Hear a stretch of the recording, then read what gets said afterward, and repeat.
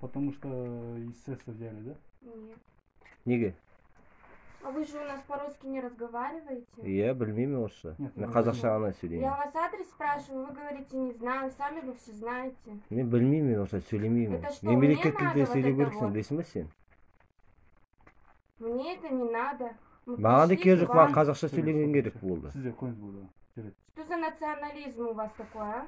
Так нельзя. Мемлекет тілде сөйлеу әр азаматтың міндеті, сен олай маған айтты, әр қазақ тілінде қызмет көрсету керексің, керек болған жағдай. Бар да шық кет үйден. Маған ондай қызмет керек емес сендерден. Бak кетіңдер үйден. Ештеңе бермеймін, алмайсыңдар да. Өздеріңе проблема болады. Сіздер шыға беріңіздер, керегі жоқ мас. Мазут алған келмей ма? Қазақ тілінде қызмет көрсеткім келмей ма? Болды, жүре беріңдер бар.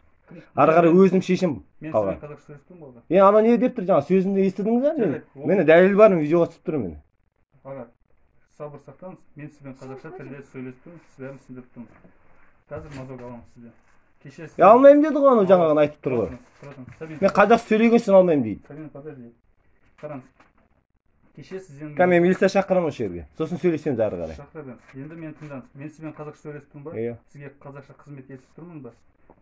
Мен сізді қазақша дәрі тағайындап отырмын ба? Түсіндіріп отырмын ба бәрін? Рахмет сізге. Жоқ. Бірақ анау ғой маған айтып тұрған. Жарайды.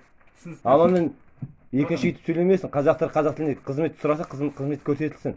Мен сізге қазір бәрін түсіндірем, көрсетемін. Жақсы. Тұра тұрыңыз. Енді тұра тұрыңыз. Или алдыма келіп кешірім сұрасын. Алдыма келіп кешірім сұратқыздырсам керек болса. Жарайды. Енді тоқтаңыз. Вы снимаете, что ли? Әрине. Да, снимаю. Енді қараңыз. Кеше сізден мазок алды. Алды. Өйткені сіз контактныйсыз.